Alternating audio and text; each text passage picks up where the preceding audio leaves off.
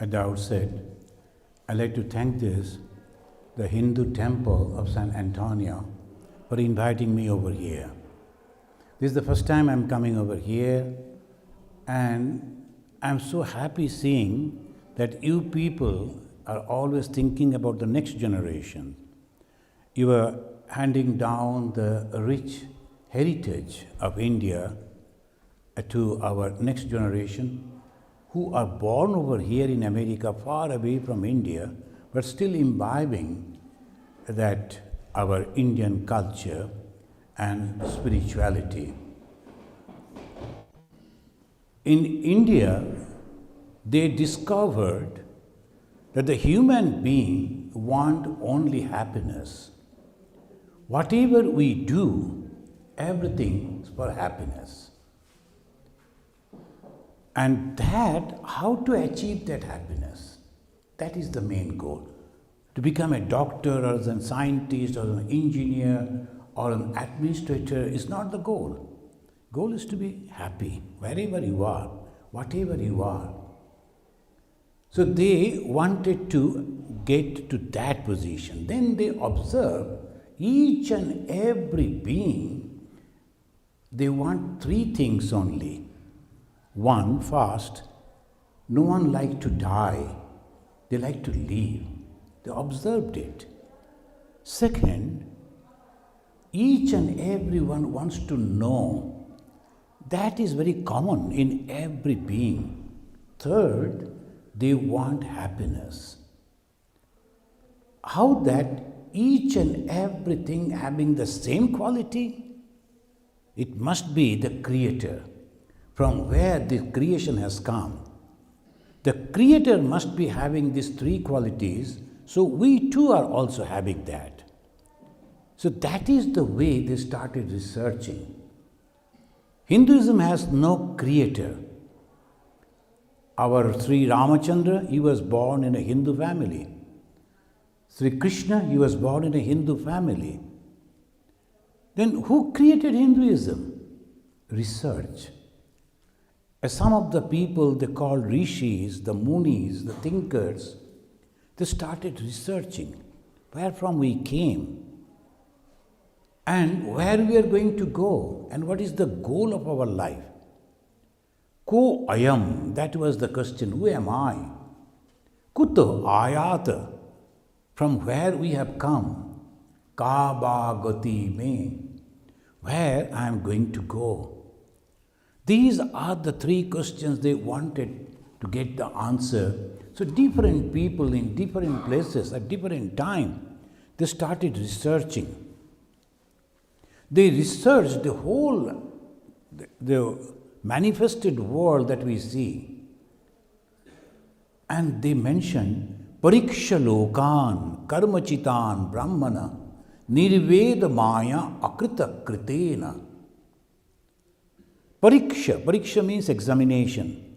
After examining this world, they found out that this whole universe is made of only 5 things.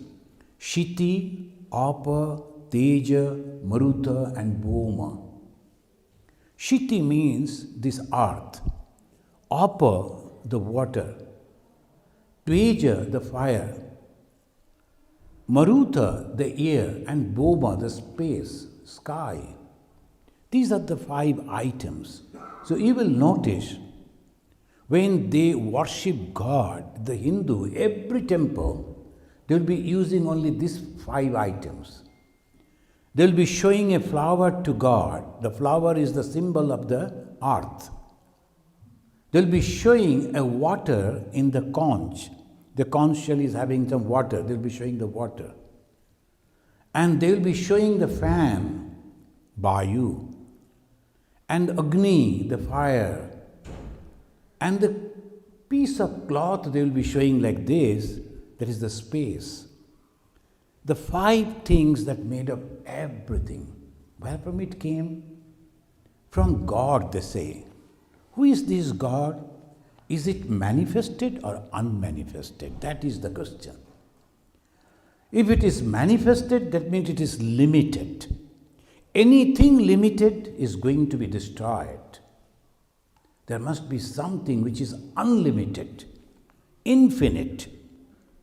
If it is finite, it is temporary. Anything finite, anything comes under this name and form are going to be destroyed.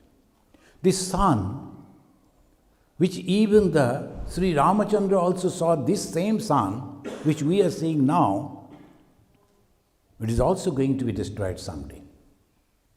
Maybe it will take long period of time. So that is the reason they understood there must be something which is permanent. And they applied very simple method. They started asking themselves, I was a little boy. I am now grown up. I am going to go becoming old and then I will die. I was a little one. I have grown up. I am becoming old. I will die. One thing is common in all the changes. I. Which is this I?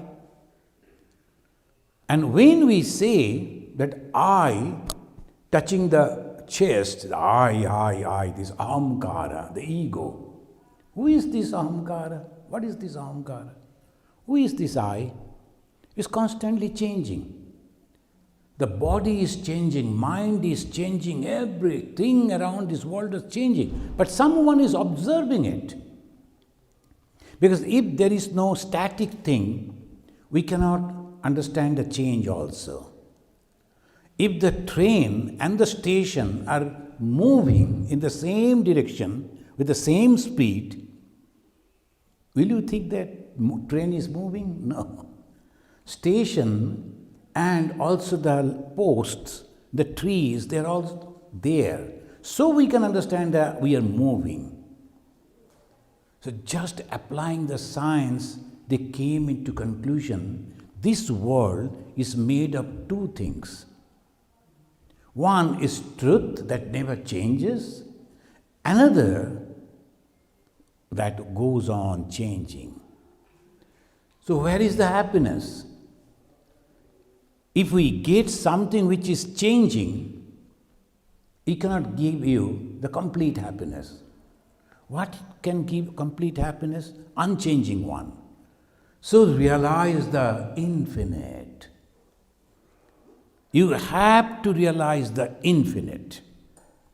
If we don't realize the infinite, you can never become happy. So that was the goal. I won't go into the details of the scripture.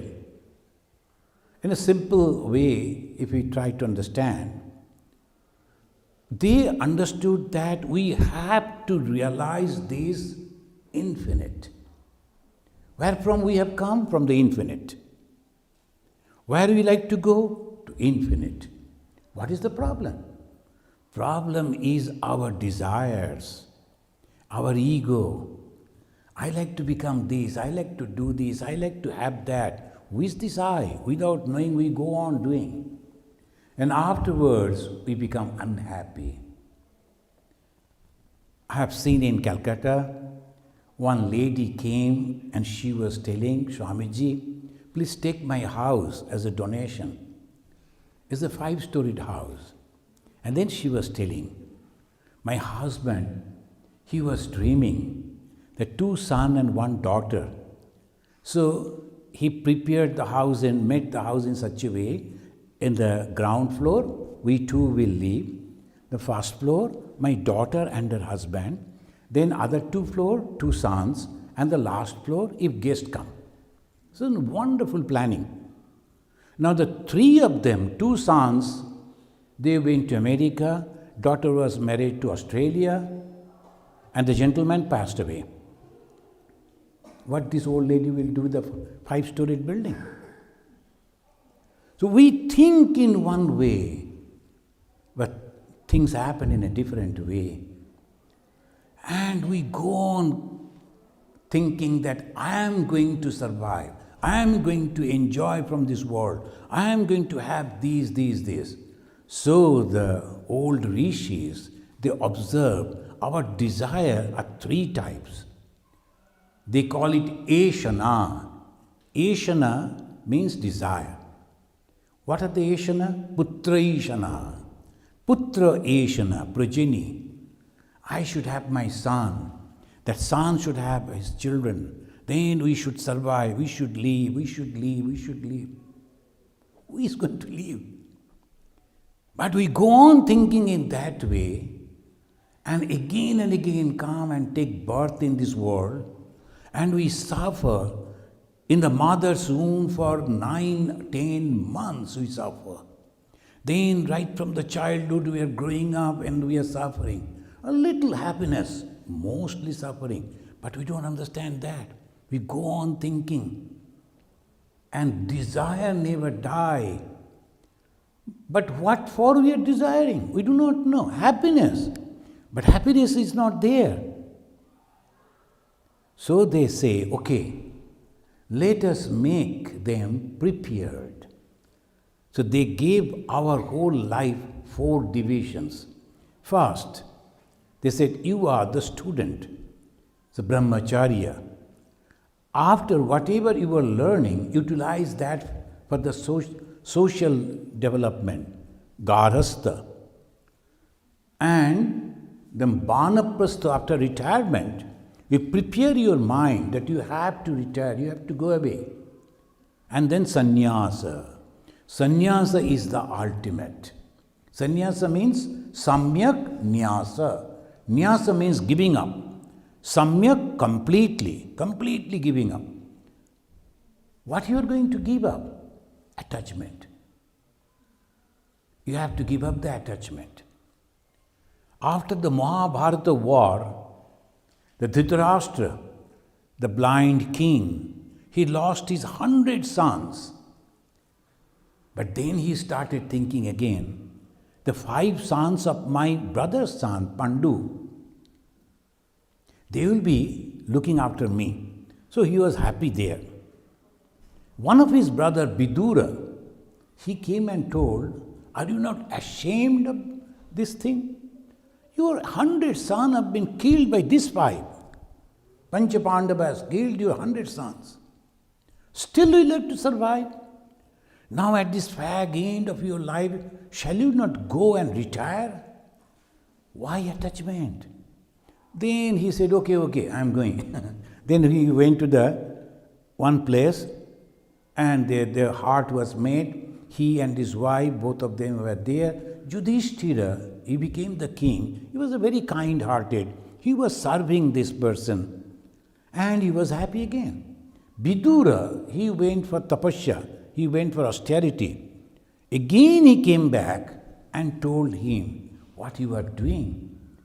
After a few days you will die. You have to give up.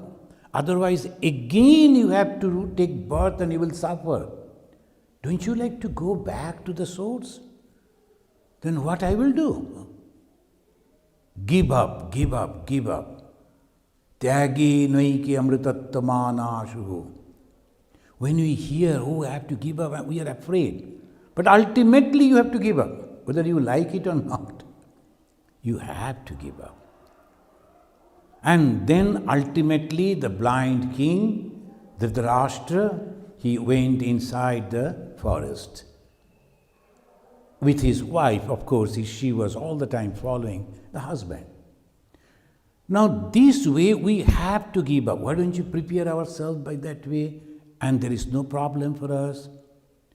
When the children are grown up, they are taking care of them. Okay, I need not to bother about them. A little bit of association will be there, but whole mind will go to God. What shall I do? Tomorrow we'll be discussing about how to become a devotee. So we come over here in this temple and we associated ourselves in the temple and we do this, we do that. We are busy with so many work and we think I am a great devotee. Tomorrow I will tell you how the Lord Sri Krishna, he is telling us who is a devotee, what a devotee should get, why we come to this temple, why we donate our money to this temple, why we serve this temple. to get a position, the chairman and these and that, he is looking after the kitchen, he is looking after the children, in the society you are doing that. In the temple also. And for that you come to temple? No. You come for God's blessings. Isn't it? We come to temple, we give all our donation, we serve. Why?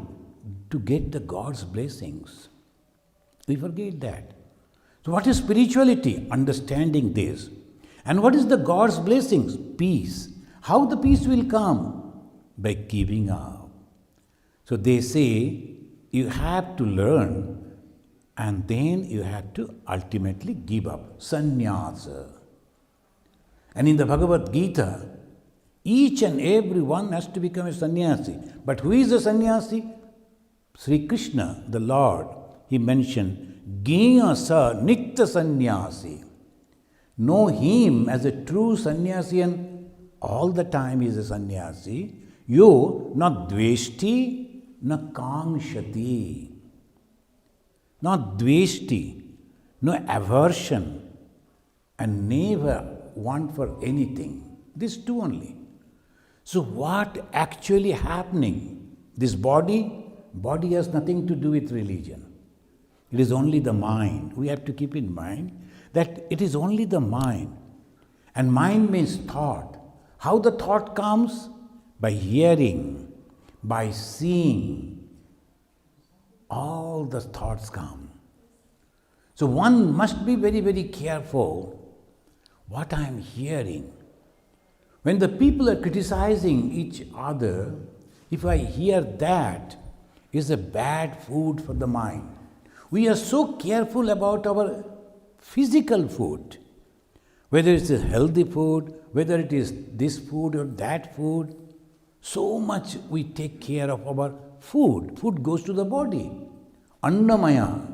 This body is maintained only by food. But what about the mind? Manomaya. What is the mind? Thought. Thought comes from 5 things. When we see something, immediately one projection comes in the mind. You start thinking. When you see God, thought of God comes. When you see something else, that thought comes. That is the food for the mind. When we listen something, that also food for mind. When you smell something, that is food for mind. When you touch, by that way also we are collecting food. Ahara. What is the ahara means? Ahurana, collecting. So if we are not careful of collecting food for our mind, who is going to suffer? Me. It is not my wife, not my husband, not my children, not my anyone. It is me only. So I have to be careful about my mind's food. As I am careful about my physical food, it should be good food, healthy food. At the same time, our mind's food should be very good. So they say satsanga, holy company. Why the holy company? Because in the holy company, that particular person who has traveled in this path, he has got a lot of experiences. Then he shares that. And by that way, we learn many good things. And then go on pondering over that. That's called meditation. What is meditation? Pointing mind on something. On what I will put my mind. And they call it japa. The japa and meditation. Constantly taking the name of God, hearing the name of God, reading about God. That makes our mind pure. Then afterwards, if I go to heaven, what will happen? Ultimately, we go doing this to God's place. But this is not also permanent. If we go to heaven, if we go to God, that is also not permanent. And that is the reason the Hindu, they say, you have to become God yourself. You have to become God yourself. And in the Bhagavad Gita, the Lord also mentioned in that way, the Jnana Dipena Bhashyata.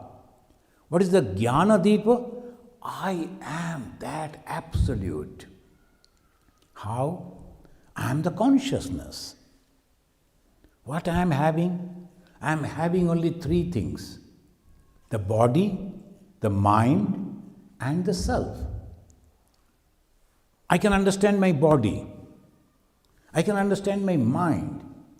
But I am unaware about myself. This is somewhere, but that is the main. Without the self, I am nowhere. I am a dead person. When I am dead, what happens? Only that consciousness goes away. Body is there, but consciousness is not there. So what is most important? Consciousness. It is not the body. That's why the Hindus, they burn their body. But the Semitic religious people, they think the body will go to heaven. That's why they keep the body very nicely after the death.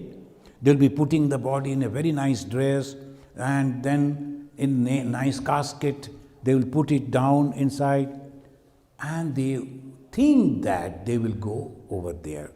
No. It is not possible. What goes?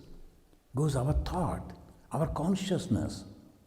How it is proved that I am conscious? I will tell you three things. The Hindus never believe that somebody will come and tell you and you have to believe. No.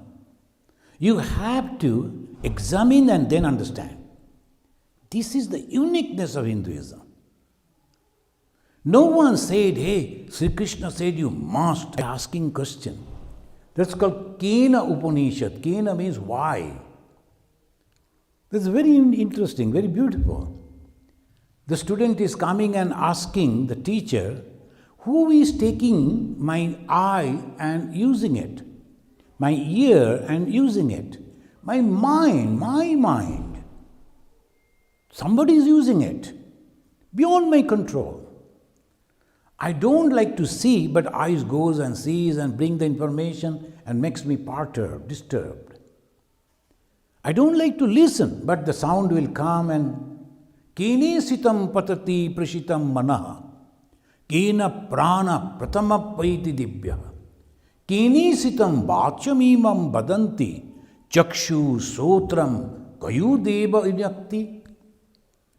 Chakshu, sotra, the eye, the ear, somebody is using it. It's mine. It's my thing, my eye, my ear, my mind. Somebody else is using. What is it? Then the Lord, that God said, his teacher said, at the back of all this, there is somebody else. That is your consciousness. Now, we go to sleep, right? What happens in the sleep? Every day, we are experiencing consciousness. When you go to sleep, you forget your body, isn't it? If you don't forget your body completely, you cannot sleep.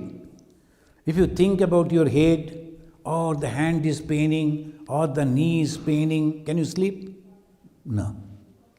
That means when you sleep, you have forgotten completely your body. We are so conscious about our body, but in sleep we forget first thing, body. And then we go into dream world. And what is dream? It is mind. Mind is cognizing, mind is thinking, mind is bringing different impressions and building another world. And when I dream, I never think that I am dreaming. I think this is real. I am talking with my friend. I am fighting with my enemy. Sometimes the tiger is chasing me. I am also running. And I am perspiring. It all happens in the dream, isn't it? That means dream is also real, but it is made of mind, where body has nothing to do. Try to understand this. Body, mind, and the self, consciousness. How to prove the consciousness? Body and mind we can understand. The body we can understand. Mind, in dream we understand, right? But in every dream, every night, we go into a place, into a situation where I don't dream even. When you are not dreaming, what happens? Your body is absent. You have forgotten your body. Your mind is absent. You have forgotten your mind. Then how you survive? So you come back again and you say to yourself and others, oh, I had a wonderful sleep. Very fresh I am. Because I didn't see the dream also. Where you were? In the consciousness. Otherwise, you were dead. So I was in the consciousness. Consciousness is there without the body, without the mind, and I was so happy. After the dreamless sleep, no one reported that he or she was unhappy. No. Everyone says, oh, I was so happy. That means, like a scientist concluding, without body, without mind, there is consciousness which is full of happiness. So what is our pursuit? What is our goal? Happiness. Anandeva khalu imani bhutani jayante. From ananda, from happiness, all these beings have come. So we like to be happy also. And how to get the happiness, extreme happiness, permanent happiness?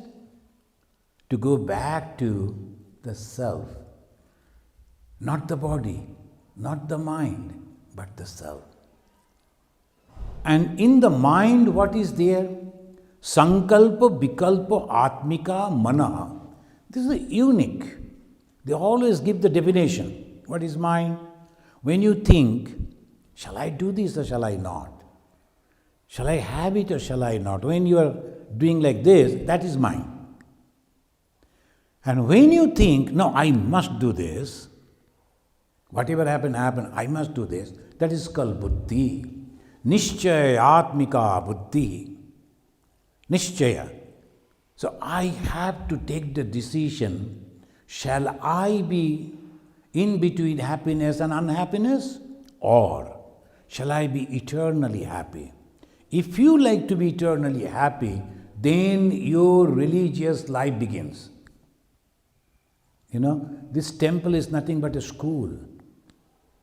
As the children are coming over here, I went today to that Om school, and all the small kids who have not gone to the school, the preschool they are going, they're getting ready for the school. When we, the elderly people, come to the temple and the priest are showing the light and the chanting and all those things, we think, oh, it is over. No, it is not over. The only beginning. Beginning of the spiritual life. And what is the spiritual life? Understanding that I have to be unlimited, infinite. I am thinking myself finite, but I should be infinite. How? By going back to the self. How I can go back to the self? There are 4 paths. Karma Yoga, Dhyana Yoga, Bhakti Yoga, and Jnana Yoga. Now these 4 paths, very clearly in the Bhagavad Gita, Sri Krishna has given. Swami Vivekananda developed that, and he has given unique lectures on these 4. That is the greatest contribution of Swami Vivekananda. If you are interested, you must read these 4 yogas of Swami Vivekananda. Karma Yoga, Jnana Yoga, Bhakti Yoga, and Dhyana Yoga. He called it Raja Yoga. Anything you can apply. Suppose you are a very quiet type of person. You can practice Dhyana Yoga. What is Dhyana? You have to withdraw the mind from the sense objects. What are the sense objects? Only 5. not many. What are the five? Rupa, beauty. Rasha, taste. Shabda, sound. Sparsha, and Gandha. We touch and smell. And problem is, our eyes goes and immediately brings some information. Where it goes? Into the mind. I have to be careful. As we are careful about the education of our children, the children should not see bad things. I also should tell my eye, you should not see bad things. My ear, you should not hear bad words. The modern day world, they always tell lies, particularly in the newspaper and in our country, in India. But at the time of the election, all parties are going on telling lies.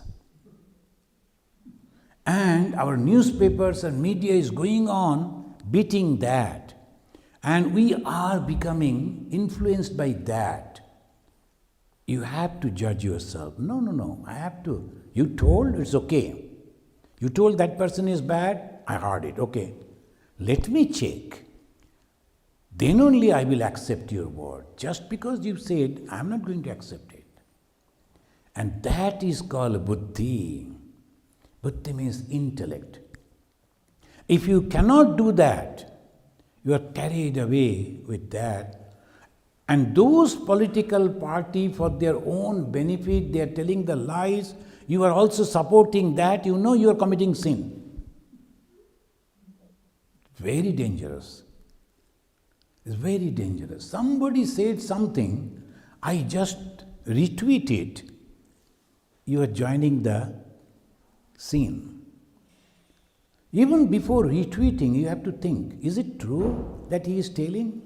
Otherwise, why I am going to do it? Karma. Karma is very subtle. Very subtle. And how we perform karma? 3 ways. Physically, I am not doing anything, but mentally, I am going on criticizing everybody. A bad karma. Thought also, bad thought. So we think, I am not doing anything, I never hurt anybody, I am a very holy person. No, what you were thinking. So that is also karma. So, Kaika means physically, whatever we do, that karma. Bachika, through words. When we condemn someone through words, that is also bad karma. Not understanding these, we go on doing that. A bad result coming to us. And also, manasika karma. Again, in the Bhagavad Gita, why I am referring Gita? Because you were teaching the children the Bhagavad Gita. We must learn Gita. Memorizing Bhagavad Gita and going and taking a chadar, that is okay. But what is the teaching of Bhagavad Gita? These things. You must be careful about thought. When someone is coming and telling, we must be careful. Am I listening to the holy thought? Otherwise, no, thank you, that's all. Don't get associated with it. Because our life's goal is happiness. I am going to get the happiness. You know, friends, it is possible. When Buddha, he was a Gautama, he was a prince. And if he could achieve the Buddhatva, that means the knowledge, I too can. I too can. If Shankaracharya can become an Acharya, I too can. I have that power. Only I have to manifest that and understanding that. So our goal is to become infinite. And to become infinite, you have to become infinite only. Otherwise, if you say, I have realized the infinite within me, you can never become infinite. Because you have limited that. So, the God manifested in different forms. The Ganesha, Durga, Kali, Jagadhatri, and many different forms. 33 crores Hindu gods and goddesses. 33 crores. Can you imagine? And you can add more, there's no problem. Why?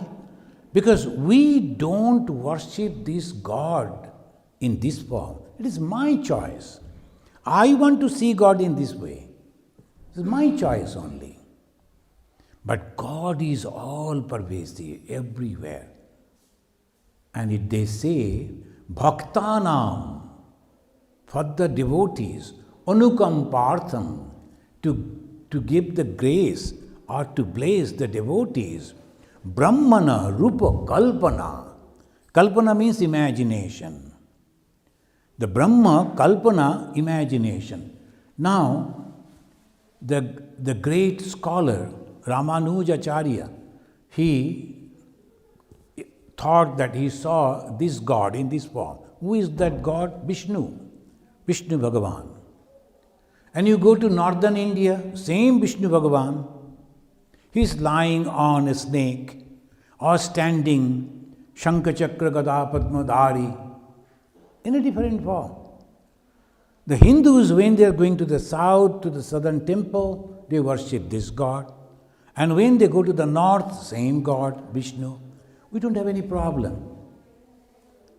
Why? Because we know I imagine this way. And just to satisfy me, God has taken this form. So God has no form. I will conclude by asking you a question.